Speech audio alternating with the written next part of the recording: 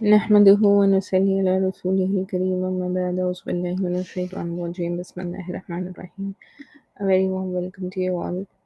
انشاءاللہ نزیز آج ہم ہماری تفسیر کا جو ہمارا سلسلہ چل رہا تھا اس میں سورہ فیل کی تفسیر دیکھیں گے.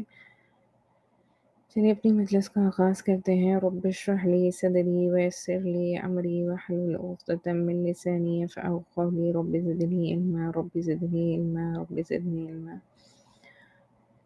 اللهم صل على محمد وعلى آل محمد كما صليت على إبراهيم وعلى آل إبراهيم إنك حميد مجيد. اللهم بارك على محمد وعلى آل محمد كما باركت على إبراهيم إنك حميد مجيد.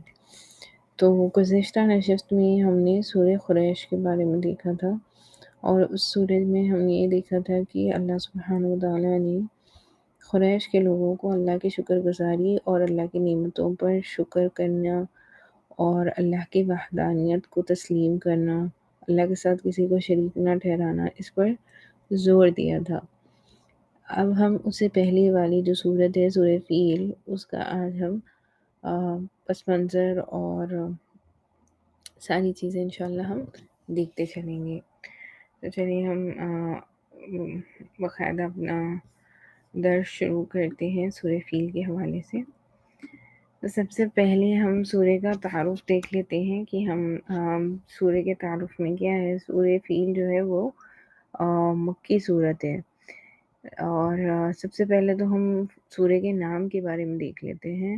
تو یہ صورت جو فیل ہے، فیل ایکچولی عربی زبان میں ہاتھی کو کہا جاتا ہے، کیونکہ اس میں اصحاب الفیل کا واقعہ ہے. تو اب ہم پس منظر جب ڈسکس کریں گے نا تو ہم انشاءاللہ دیکھیں گے کہ اس میں کس چیز کا واقعہ ہے. اصحاب الفیل بول تو ہاتھیوں والا واقعہ تو بیان کیا گیا ہے، جو خانہ کعبہ کو گرانے کے ارادے سے آئے تھے. اللہ نے اس گھر کی حفاظت فرمائی. تو کس طریقے سے حفاظت فرمائی اس کا سارا ہم پس منظر دیکھیں گے انشاءاللہ. تو یہ صورت مدنی نہیں ہے بلکہ مکی ہے. تو مکی ہے یا مدنی ہے، ہر صورت کے لیے ہم یہ دیکھتے ہیں نا. تو یہ صورت ہماری مکی صورت ہے، یعنی یہ مکی مکرمہ میں نازل ہوئی ہے، اور اس میں آیت کی تعداد کتنی ہے؟ کل 5 آیتیں ہیں اس میں. تو چلے ہم سب سے پہلے اس کا پس منظر دیکھ لیتے ہیں، یعنی شان نزول کا کیا سبب تھا، یہ کس لیے یہ صورت نازل ہوئی. اور بتایا جاتا ہے یہ اصحاب الفیل کا واقعہ جو ہے اللہ کے نبی صلی اللہ علیہ وسلم کی پیدائش سے پہلے کا ہے، بس کچھ عرصے پہلے کا ہے. آپ سمجھے کچھ مہینوں کا، یا غالباً زیادہ سے زیادہ اصحاب الفیل کے آئی تھنک 40 دن بعد اللہ کے نبی صلی اللہ علیہ وسلم کی ولادت مبارک ہوئی تھی. تو یہ صورت اس مشہور واقعے کا ذکر کرتی ہے جو عام الفیل یعنی ہاتھی کا سال، اس سال ہی کو عام الفیل. تو آپ سمجھیں جو عرب کے لوگ تھے نا، ان کے پاس جب تک تو کوئی کیلنڈر کا سسٹم نہیں تھا، تو وہ کسی واقعے سے یا کسی چیز سے نسبت کر کے سالوں کو یاد رکھا کرتے تھے. تو اس سال کو کس چیز سے یاد رکھا گیا ہسٹری میں؟ آپ کہیں گے اسے عام الفیل یعنی ہاتھی کا سال، کیونکہ عرب کے لوگوں نے، عرب ایک آپ سمجھے صحرا ہے نا، ڈیزرٹ ہے ٹوٹلی کمپلیٹلی، وہاں پر اس وقت ڈیزرٹ ہوا کرتا تھا. تو ان کے یہاں ہاتھی والا جو جانور ہوتا ہے وہ معلوم ہی نہیں تھا. جب انہوں نے ایسے بڑے بڑے ہاتھیوں کو دیکھا تو وہ بہت خوفزدہ ہو گئے. تو یہ اسی وجہ سے اس صورت کا نام بھی فیل ہے، اور اس واقعے کی وجہ سے اس سال کو بھی عام الفیل کہا جاتا ہے، یعنی ہاتھی کا سال. اس میں یہ واقعہ پیش آیا ہے، یعنی وہ سال جس میں نبی کریم صلی اللہ علیہ وسلم کی ولادت ہوئی. ابرہہ ایک بادشاہ تھا جو یمن کا عیسائی حکمران تھا. تو وہ عیسائی تھا اور وہ یمن کا تھا. تو وہ کیا چاہتا تھا کہ لوگ مکہ مکرمہ کا تقدس چھوڑ دیں. آپ کو یہ بات پتہ ہوگی کہ اسلام کے آنے سے پہلے، یعنی جو دین حق، یعنی اللہ کے نبی صلی اللہ علیہ وسلم کو جو دین دے کر بھیجا گیا، اس یعنی نبوت کا اظہار ہونے سے پہلے بھی، اور اللہ کے نبی صلی اللہ علیہ وسلم کی ولادت سے پہلے بھی جو لوگ تھے ان کے یہاں خانہ کعبہ کی بڑا تقدس ہوا کرتا تھا، اور وہ حج کے لیے آیا کرتے تھے، اگرچہ کہ اس کی صورت بالکل تبدیل کر دی گئی تھی، اور وہ بہت الگ انداز سے حج جیسے مبارک سفر پہ آتے تھے، اور بہت سی بدعات اور خرافات والی رسمیں انہوں نے ایجاد کر لی تھی، لیکن خانہ کعبہ کا تقدس اور خانہ کعبہ کی عظمت ابھی بھی ان کے دلوں میں تھی۔ ایک بڑی فوج کے ساتھ یہ خانہ کعبہ کو گرانے آیا۔ گرانے آنے کا مقصد کیا تھا؟ مقصد یہی تھا کہ لوگ سب سے پہلے تو ہم اس کا کمپلیٹ پس منظر ڈسکرائب کر لیتے ہیں کہ ہوا کیا تھا۔ تو جیسے میں نے آپ کو کہا کہ مسلمان جو تھے اس وقت کے مسلمان جو اپنے آپ کو مسلمان کہتے تھے، ان کے یہاں جو اپنے آپ کو یہ کہتے تھے کہ ہم دین ابراہیمی پر ہے، تو ان کے یہاں کیا تھا کہ وہ خانہ کعبہ کا ان کے پاس بڑا تقدس تھا۔ تو جب اس ابراہا نے دیکھا کہ مسلمانوں کے پاس، اور آپ سمجھے عرب کے اطراف کے بھی لوگ جیسے کہ یمن ہو گیا، تو وہاں کے بھی اور اطراف کے بھی جو عرب لوگ تھے وہ سارے ہی خانہ کعبہ کے پاس آتے، اور اس کی بڑی تقدس تھی، تو اس نے کیا کیا، ایک بڑا سا گرجا گھر بنایا، اور اس نے چاہا کہ لوگ خانہ کعبہ کو چھوڑ کر اس کے جو بنایا ہوا جو بڑا سا گرجا گھر ہے اس میں آئے، اور وہ جو عظمت اور وہ جو تقدس خانہ کعبہ کو ملا ہوا ہے وہ اس کے بنائے ہوئے گھر کو مل جائے۔ بیسیکلی اس کا یہ مقصد تھا کہ خانہ کعبہ سے لوگوں کا فوکس ہٹ جائے، اور اس کے بنائے ہوئے گرجا گھر میں لوگ آنے لگے۔ اور ویسے ہی آپ سمجھیں، دیکھیں، حج کا جب سفر ہوتا ہے تو آپ دیکھیں گے کہ ایک کنٹری سے دوسری کنٹری لوگ جاتے ہیں نا، تو وہاں کی تجارت بھی بڑھ جاتی ہے، اس سفر سے پھر تاجروں کو منافع بھی ہوتا ہے، اور آج تک بھی آپ دیکھیں سعودی عرب کی کرنسی میں، اکانومی میں، حج پہ آنے والے ہر ملک سے جو لوگ ہیں اس کی وجہ سے ان کی اکانومی کو بہت فائدہ ہوتا ہے۔ تو یہ آپ سمجھے ایک ان کے لیے ایک فائنینشیل بہت ایک اہم چیز بھی تھی نا۔ تو یہاں پر ابراہا نے کیا چاہا کہ مسلمانوں سے اس کا تقدس ختم کر دیا جائے، اور سارا کا سارا فوکس اس کے گرجا گھر پر ہو جائے۔ تو اس نے کیا پلان کیا کہ خانہ کعبہ کو آ کر وہ ڈھا دے گا۔ تو یہاں پر کچھ ایک آپ سمجھیں ایسے بھی ملتا ہے بعض جگہ پہ کہ اس نے جو گرجا گھر کیا بنایا تھا وہاں پر کچھ لوگوں نے جا کر گندگی کر دی، یا کچھ اس نے جو گرجا گھر بنایا تھا اس کو خراب کیا، تو پھر اس نے اس وجہ سے خانہ کعبہ کو اٹھانے کا ارادہ کیا۔ بہرحال خلاصہ یہ ہے کہ اس کا ارادہ یہ تھا کہ وہ خانہ کعبہ کو ڈھا دے۔ تو اس نے کیا کیا، اپنی بڑی سی فوج ہاتھیوں کے ساتھ فوج لے کر وہ خانہ کعبہ کو ڈھانے کے لیے آیا۔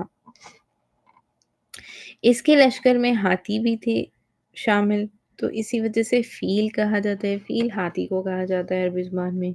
تو اللہ نے چھوٹے پرندوں ابابیل کے ذریعے ان پر پتھر برسائے اور ان کے پورے لشکر کو ہلاک کر دیا۔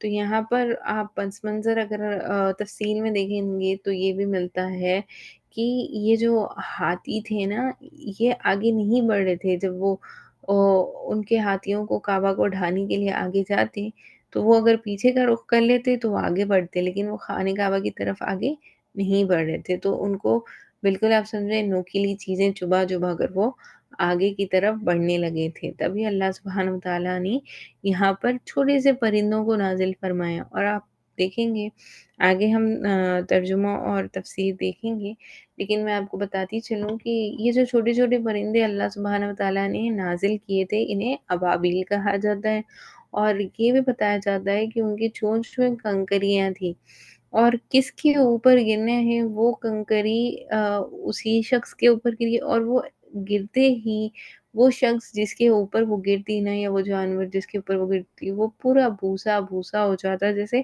آپ دیکھیں جلنے کے بعد کیسے راکھ راکھ ہو جاتا ہے نا، اسی طریقے سے وہ اس کے شریر کو چھلنی کرتے ہوئے اسے پورا بھوسا بنا دیتی تھی، اتنی پاورفل وہ تھی۔ پھر وہ چھوٹی سی پرندے تھے، اور یہاں پہ یہ بات بھی ملتی ہے کہ ابرہہ نے جو ہے کیونکہ اس وقت عبد المطلب خانہ کعبہ کے متولی تھے، تو ان سے یہ کہا تھا کہ کیا تم مطلب انہوں نے یعنی ابرہہ نے عبد المطلب کی جو ہے اونٹوں کو لے لیا تھا، اور تو وہ اپنی اونٹوں کو چھڑانے گئے تھے، تو ابرہہ نے ان سے پوچھا تھا کہ کیا تم لوگ اپنے گھر کی، یعنی جس کی تم اتنی تقدس رکھتے ہو، اس کو نہیں بچاؤ گے، یعنی مقابلہ نہیں کرو گے؟ تو انہوں نے کہا تھا کہ یہ گھر اللہ کا ہے، اور اللہ اس کی حفاظت کرنے پر قادر ہے، اور وہی اس کی بہترین حفاظت کر سکتا ہے، کیونکہ وہ عرب کے لوگ جو تھے، وہ تو ہاتھیوں کو انہوں نے کبھی دیکھا ہی نہیں تھا، تو وہ تو بڑے پریشان سے ہو گئے تھے کہ ان سے ہمارے بس کا ہے ہی نہیں مقابلہ کرنا۔ تو وہ سارے کے سارے اپنا گھر مال سب چھوڑ کر ایک وادی میں پہاڑ کے اوپر جا کر آپ سمجھے منظر دیکھ رہے تھے یہ سارا کا سارا، تو وہ وہاں سے چلے گئے تھے۔ تو اللہ ہی نے اپنے گھر کی حفاظت فرمائی، اور آپ دیکھیں انسان تصور بھی نہیں کر سکتا کہ اللہ نے اگر کسی چیز کو بنانا ہے تو کسی چھوٹی سے چھوٹی مخلوق، آپ دیکھیں پرندوں سے اللہ نے کام لے لیا یہاں پر۔ تو بس یہی اس کا پس منظر ہے کہ اس سورہ میں یہی واقعے کو تفصیل سے بیان کیا گیا ہے، اور ساری چیزیں کہ یہاں پہ ہمارے لیے سیکھنے والی جو ہیں کہ اللہ ہر چیز پر قادر ہیں، اللہ سبحانہ وتعالیٰ اپنے گھر کی حفاظت کرنے پر قادر ہیں، اور اس کے ذریعے سے اللہ سبحانہ وتعالیٰ نے قریش کے جو لوگ تھے، تو ان کو یہ یاد دہانی کروائی ہے کہ اللہ کی نعمتوں کا شکر ادا کریں، اور اللہ کے دین کی میں رکاوٹ نہ بنے نا، کیونکہ اللہ نے کس طریقے سے اپنی قدرت کو دکھایا اور خانہ کعبہ کی حفاظت کی، اس کے بارے میں اس صورت میں ہمیں ملتا ہے۔ تو چلیں ہم اب آگے بڑھتے ہیں، اور پہلی آیت کی ترجمہ اور تفسیر ہم دیکھنے لگے ہیں۔ سب سے پہلے ہم ترجمہ دیکھ لیتے ہیں، تو پہلی آیت کا ترجمہ یہ ہے کہ کیا تم نے نہیں دیکھا کہ تمہارے رب نے ہاتھی والوں کے ساتھ کیا کیا؟ تو یہ آیت کا ترجمہ ہے۔ تو آپ آپ جب خالی آیت پڑھیں گے تو آپ کو جب تک پس منظر نہیں معلوم ہے، کمپلیٹ سٹوری نہیں معلوم ہے، آپ کو یہ آیت کا ترجمہ جو بتایا گیا ہے وہ سمجھ میں نہیں آئے گا۔ تو اس کا پس منظر کیا تھا، ابھی میں نے آپ سے بتایا نا کہ آ، سارا یہ جو واقعہ پیش آیا ہے، اس کو اللہ سبحانہ وتعالیٰ نے ایک آیت میں ڈیفائن کر دیا نا، کہ کیا تم نے نہیں دیکھا کہ تمہارے رب نے ہاتھی والوں کے ساتھ کیا کیا؟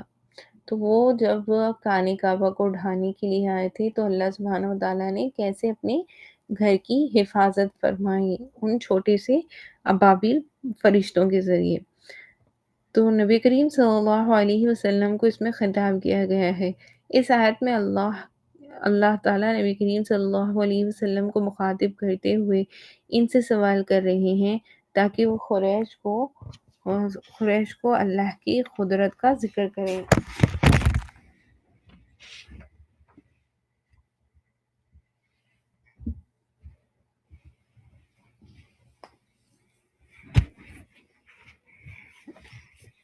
تاکہ وہ قریش کو اللہ کی قدرت کا ذکر کریں۔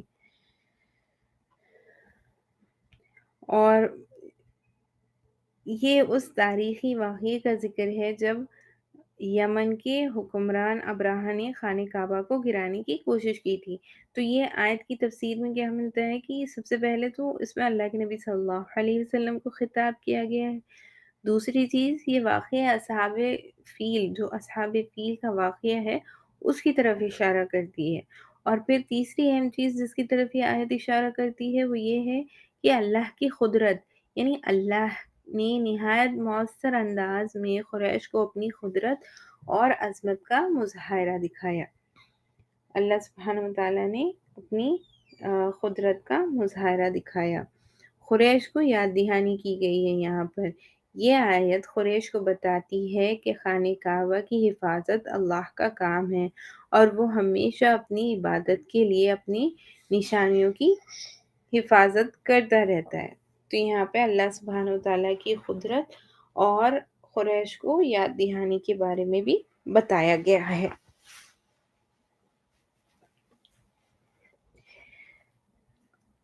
چلیے اب ہم دوسری آیت دیکھ لیتے ہیں۔ آیت نمبر 2 میں سب سے پہلے تو ہم اس کا ترجمہ دیکھ لیتے ہیں۔ کیا اس نے ان کی چال کو ناکام نہیں کر دیا؟ تو یہاں پہ کس کی ہے چال کے بارے میں بتایا جا رہا ہے؟ ابرہہ کی جو چال تھی کہ وہ کعبے کو ڈھا دے، اس کا یہ ارادہ تھا کہ وہ کعبے کو ڈھا دے، لیکن اللہ نے اس کی اس چال کو، یعنی اس کا جو ارادہ تھا کہ وہ خانہ کعبہ کو گرا دے تاکہ مسلمانوں کے دل سے خانہ کعبہ کا تقدس ختم ہو جائے، تو کیسے اللہ نے اس کی اس چال کو ناکام کر دیا، اس کا ذکر ہے۔ تو تفسیر میں یہی ملتا ہے سب سے پہلے کہ ابرہہ کا منصوبہ جو تھا، ابرہہ نے خانہ کعبہ کو گرانے کے لیے ایک بڑا منصوبہ بنایا تھا جس میں اس کی فوج، طاقتور ہاتھی اور ہتھیار شامل تھے۔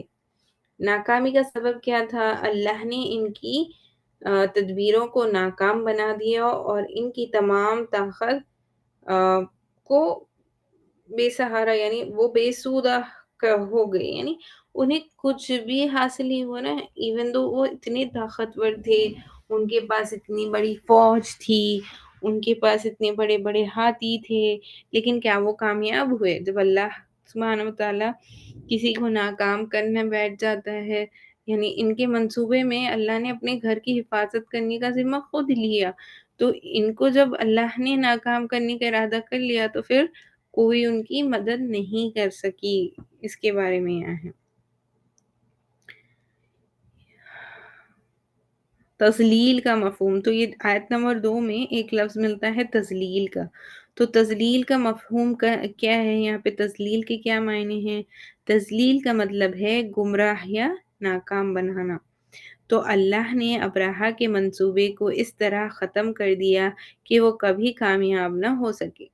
تو اللہ سبحانہ وتعالیٰ نے کس طریقے سے اس کو ختم کیا اور اس کے ارادے میں اس کو ناکام کیا، اس چیز کو یہاں پہ واضح کیا جا رہا ہے آیت نمبر 2 میں۔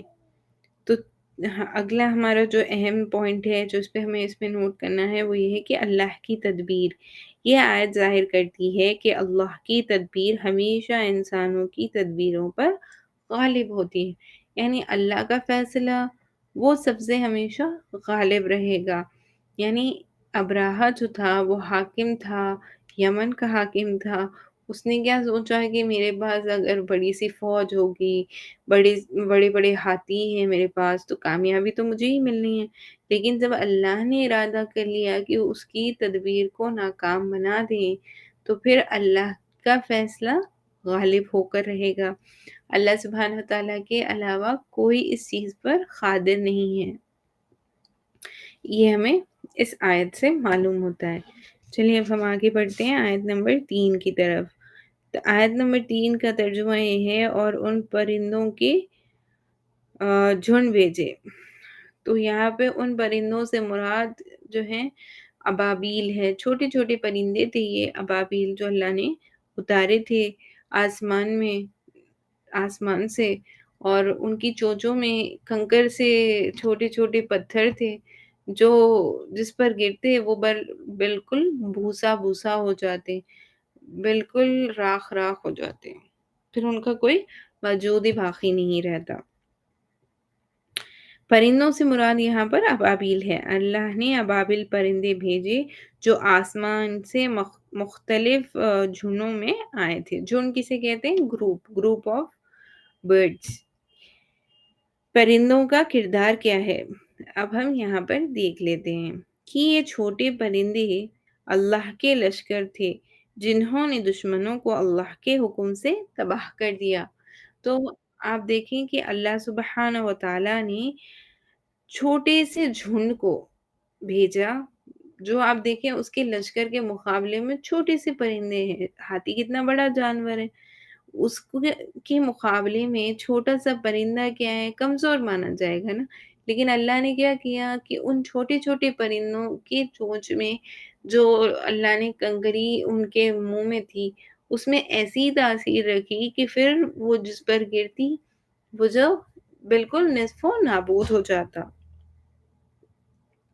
عبرت کا نشان ہے یہ، آیت میں عبرت کے بارے میں بھی ہے، یعنی اللہ نے اس وقت کے طاقت ترین لشکر کو پرندوں کے ذریعے ہلاک کر دیا تاکہ انسان اللہ کی قدرت کو سمجھے کہ اللہ سبحانہ و تعالیٰ کی قدرت کتنی بلند و بالا ہے۔ یہ ہمارے سمجھنے کے لیے ہے کہ انسان کیا ہے، وسائل اور اسباب کو دیکھتا ہے نا، کہ اگر میرے پاس مال ہے، میرے پاس بڑا سا لشکر ہے، بہت سارے ہاتھی ہیں، بہت سارے فوجی ہیں، تم کامیابی تو مجھے ہی ملنی ہے، لیکن اللہ نے کیا بتا دیا؟ نہیں، ان ساری چیزوں میں کامیابی نہیں ہے، کامیابی اللہ کی رضا میں ہے۔ تو اللہ کی رضا کیا تھی؟ کہ اپنے گھر کی حفاظت کرنا۔ تو اللہ نے کن چھوٹے سے چھوٹے ان ابابیل پرندوں کے ذریعے اپنے گھر کی حفاظت فرمائی۔ تو یہ ایک عبرت کا نشان ہے کہ اللہ نے اس وقت کے طاقتور ترین لشکر کو بالکل بس پرندوں کے ذریعے سے ناکام کر دیا۔ تو اس سے انسان کو اللہ کی قدرت کو سمجھنا چاہیے۔ پرندوں کا جھنڈ جو ہے، ابابیل پرندے جھنڈ در جھنڈ آئے اور ہر ایک پرندے نے اپنا ہدف پورا کیا، یعنی جو انہیں ٹاسک دیا گیا تھا، یعنی ہر پرندے کے چونچ میں ایک پتھر سا کنکر تھا اور وہ انہیں گرانا تھا۔ تو وہ بس جھنڈ در جھنڈ آتے گئے آسمان میں، اور ان کے منہ سے وہ پتھریاں، آپ سمجھے، امیجن کریں، آج کے زمانے میں ہمارے لیے امیجن کرنا بہت آسان ہے۔ آپ دیکھ رہے ہیں کیسے میزائلز ڈراپ کیے جاتے ہیں، بامز ڈراپ کیے جاتے ہیں، تو وہ دکھنے میں اتنے چھوٹے بھی، جو نیوکلیئر بامز ہوتے ہیں وہ بالکل چھوٹے ہوتے ہیں، لیکن وہ کتنا میسو ڈسٹرکشن کوز کرتے ہیں، گھر کے گھر جل جاتے ہیں نا۔ چھوٹا سا آپ میزائل کا آپ دیکھیں، اگر وہ بام دیکھیں تو وہ دکھنے میں تو بڑا چھوٹا ہوتا ہے، لیکن اس کی پاس کیپیسٹی آف ڈسٹرکشن کتنی ہوتی ہے، کتنی زیادہ تباہی وہ مچا دیتا ہے نا۔ تو بالکل آپ ویسے ہی امیجن کریں کہ وہ چھوٹی سی کنکری تھی، لیکن اس کے اندر اللہ نے ایسی تاثیر رکھی تھی کہ وہ اتنا ڈسٹرکشن، ان کی جو لشکر تھے اس کو پورے کے پورے کو اللہ کی قدرت نے ہلاک کر دیا۔ چلیں اب ہم اگلی آیت دیکھ لیتے ہیں۔ آیت نمبر 4 کا ترجمہ ہے، جو ان پر مٹی کے پتھر پھینک رہے تھے۔ تو وہ جو پتھر تھے، بالکل وہ دیکھنے میں کس طریقے تھے؟ مٹی کے پتھر کی طرح تھے۔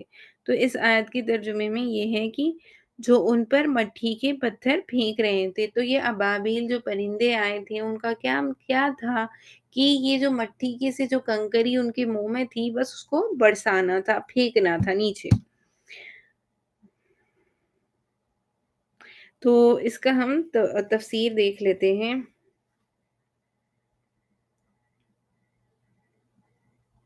سینگل، یعنی وہ جو پتھر ہے، سینگل جو مٹی کا پتھر ہے، اسے کہا جاتا ہے سینگل۔ ایسے پتھر تھے جو آگ میں پکی ہوئی مٹی سے بنے ہوئے تھے۔ تو یہ جو سینگل کا پتھر جو ان کی چونچ میں تھا، وہ کیسا تھا؟ جیسے آپ آگ میں مٹی کو جلائیں گے تو وہ کنکر کیسا بن جائے گا، اس طریقے کا یہ پتھر تھا۔ تو یہ کیا تھا اس لشکر پر؟ گویا اللہ کا عذاب ہی تو تھا نا۔ تو یہ اللہ کا عذاب تھا، یہ پتھر دشمن پر اللہ کے عذاب کی صورت میں نازل ہوئے۔ تو پتھر جو نازل ہوئے تھے، یہ کس طریقے سے نازل ہوئے؟ اللہ کے عذاب کی شکل میں نازل ہوئے ہیں دشمنوں پر۔ تو فوج کی تباہی کیسے ہوئی؟ ان پتھروں نے نہایت چھوٹے سائز کے باوجود، یعنی ان کا بالکل چھوٹا سا سائز تھا نا، کتنے چھوٹے تھے وہ پرندے ہی، چھوٹے تھے، تو ان کی منہ میں جو کنکری آئی ہوگی، وہ جو کنکری منہ میں رکھ کر لائے تھے چونچ میں، وہ کتنی چھوٹی تھی ہوگی۔ وہ اس چھوٹی سی نہایت چھوٹے سائز کے باوجود بڑے فوجوں اور ہاتھیوں کو مکمل طور پر ختم کر دیا۔ تو یہ میں نے جیسے آپ کو کہا ایگزامپل کے طور پہ آپ امیجن کریں، آج کے زمانے میں تو ہمارے لیے امیجن کرنا بہت آسان ہے۔ ہم آئے دن دیکھ رہے ہیں کس طریقے سے دنیا میں ڈسٹرکشن ہو رہا ہے کہ آپ سمجھیں بس ایک چھوٹا سا بوم ڈراپ کر دیا جائے تو پورا کا پورا تباہ ہو جاتا ہے۔ تو بس آپ امیجن کریں کہ وہ چھوٹی سی مٹی کا پتھر جو سنگیل کا پتھر تھا، جو وہ اپنی چونچوں میں لائے ہوئے تھے، جو آگ میں جلی ہوئی مٹی کا پتھر تھا، بس وہ گرنا تھا اور وہ ان کا جو لشکر تھا وہ پورا سب کے سب جلی ہوئی جو ہوتی ہے نا بھوسا جیسا ہوتا ہے، وہ پورا کا پورا ہلاک ہو گیا۔ تو عبرت کا سبق ہے اس میں، یعنی یہ آیت ظاہر کرتی ہے کہ اللہ کے عذاب سے بچنے کے لیے کسی مخلوق کی طاقت کام نہیں آ سکتی۔ تو یہ ہمارے لیے اور دشمنان اسلام کے لیے، تمام کے لیے، جو بھی مسلمانوں کو یا دین اسلام کو تکلیف پہنچاتا ہے، یہ سارا ان کے لیے آپ سمجھیں ایک وارننگ ہے کہ چاہے ان کے پاس کتنی ہی طاقت کیوں نہ ہو، لیکن وہ اللہ کے عذاب سے نہیں بچ سکتے، نہیں بچ سکتے، بالکل ہی نہیں بچ سکتے۔ اب آپ دیکھیں اللہ کا عذاب جب آتا ہے نا تو چاہے کتنے ہی وسائل ان کے پاس ہو، کتنی ہی ان کے پاس فیسلٹیز ہو، لیکن وہ نہیں اس کو کنٹرول کر سکتے، نہ اس سے بچ سکتے ہیں۔ یہ اس میں اہم چیز ہمیں پتہ چلی کہ یہ آیت کیا ظاہر کرتی ہے کہ اللہ کے عذاب سے بچنے کے لیے کسی مخلوق کی طاقت کام نہیں آ سکتی، کسی کی طاقت کام نہیں آ سکتی، چاہے وہ پھر کتنا ہی طاقتور کیوں نہ ہو، لیکن وہ ناکام ہو جائے گا سب اللہ نہ چاہے۔ اگلی آیت ہم دیکھ لیتے ہیں، آیت نمبر 5۔ اس کا ترجمہ یہ ہے کہ پھر انہیں ایسا کر دیا جیسے کھایا ہوا بھوسا۔ جیسے میں نے آپ کو بتایا کہ وہ جو پتھر ان پر گرتے تھے وہ ان کا حشر کیا کرتے تھے، کھایا ہوا جو بھوسا ہوتا ہے، جلا ہوا جو بھوسا ہوتا ہے، بالکل جو راکھ کی طرح ہوتا ہے۔ بھوسے کو اگر آپ آگ لگا دیں تو کیسا ہو جاتا ہے اس کی شکل، بالکل وہ ان کی شکل ویسی ہی ہو گئی تھی۔ اس کی تفسیر میں یہ ملتا ہے کہ اسف کا لفظ آیا ہے نا اس آیت میں، تو اسف کے معنی ہیں کھایا ہوا بھوسا جو ہوتا ہے نا، جو جانور چبا کر پھینک دیتے ہیں اسے کہا جاتا ہے نا بھوسا۔ تو اسی کو کہا گیا کہ اگر وہ بھوسا جو ہوتا ہے وہ جل جائے نا، تو کھایا ہوا جو بھوسا ہوتا ہے وہ جل کر کیسے خاک ہو جاتی ہے، بالکل ویسے ہی کھانے کے بعد اس کی کوئی واپس وہ اسی شکل میں نہیں ہوتا نا، تو وہی بتایا جا رہا ہے۔ ابراہ کی فوج کا انجام کیا ہوا؟ اللہ نے ان کے جسموں کو ایسی حالت میں بدل دیا کہ بوسیدہ وہ بوسیدہ کی مانند ہو گئے، یعنی بوسیدہ بوسے کے مانند ہو گئے، یعنی ان کا جسم اس طریقے سے آپ سمجھے نصف نابود ہو گیا تھا، پورا کا پورا جلا ہوا بوسا اور بوسیدہ جس میں بالکل بو آ رہی تھی، ایسا انہیں اللہ نے تبدیل کر دیا، اور مکمل تباہی کا اس میں اعلان ہے۔ یعنی یہ آیت ابراہ کی فوج کی مکمل تباہی اور ان کے منصوبے کی ناکامی کو بیان کرتی ہے کہ پھر انہیں ایسا کر دیا جیسے کھایا ہوا بھوسا۔ تو ان کا انجام کیا ہوا؟ جو دین اسلام کو تکلیف پہنچائے، یعنی خانہ کعبہ جو مرکزی آپ سمجھیں عظمت والی جگہ ہے، اس کو جب وہ اٹھانے کے انٹینشن سے آئے تو پھر ان کا حال کیا ہوا؟ اللہ نے انہیں بوسیدہ بوسے کی طرح بنا دیا۔ قریش کے لیے اس میں کیا نصیحت ہے؟ اللہ نے یہ مثال قریش کو اپنی قدرت اور اپنی رحمت کی یاد دہانی کے لیے دی کہ قریش جو لوگ ہیں، جو اس وقت اللہ کے نبی صلی اللہ علیہ وسلم کو جھٹلا رہے تھے اور انکار کر رہے تھے آپ کی نبوت کو تسلیم کرنے سے، ان کو یاد دہانی دی جا رہی ہے کہ کیسے اللہ نے خانہ کعبہ کی حفاظت فرمائی۔ تو ہم اس کا خلاصہ دیکھ لیتے ہیں۔ اس کے خلاصے میں 3 اہم پوائنٹس ملتے ہیں ہمیں کہ اللہ کی قدرت، یعنی سورۃ الفیل جو ہے اللہ کی زبردست قدرت کا ذکر کرتی ہے، کہ آپ دیکھیں کیسے چھوٹے چھوٹے پرندوں کے ذریعے اللہ سبحانہ و تعالیٰ نے ایسے بڑے ہاتھیوں والے لشکر کو ناکام کر دیا۔ خانہ کعبہ کی حفاظت، یہ دوسرا اہم پوائنٹ ہے یہاں پہ، کہ خانہ کعبہ کی اللہ نے کیسے حفاظت کی۔ اللہ نے اس وقت کی طاقتور ترین فوج کو تباہ کر کے خانہ کعبہ کی حفاظت کی، ابابیل چھوٹے سے پرندوں کے ذریعے۔ انسانوں کے لیے یہ عبرت ہے، یہ واقعہ قیامت تک کے لیے ایک سبق ہے کہ اللہ کے مقابلے میں کوئی تدبیر کا کوئی تدبیر کامیاب نہیں ہو سکتی۔ اللہ کی نشانی بھی ہے اس میں، اللہ چھوٹی مخلوق کے ذریعے بھی بڑے سے بڑے طاقت کو شکست دے سکتا ہے۔ اللہ اس چیز کو کرنے کے اوپر قدرت رکھتا ہے، یہ ہمیں یہاں سے پتہ چلتا ہے۔ تو اس میں ہمارے لیے کیا علمی چیزیں ہیں جس پہ ہم عمل کر سکتے ہیں؟ سب سے پہلے تو یہ ہے کہ اللہ کی قدرت پر ہمیں مکمل یقین ہونا چاہیے، کہ اللہ سبحانہ و تعالیٰ جب چاہتے ہیں تو پھر اللہ کو کوئی اسباب کی ضرورت نہیں ہے۔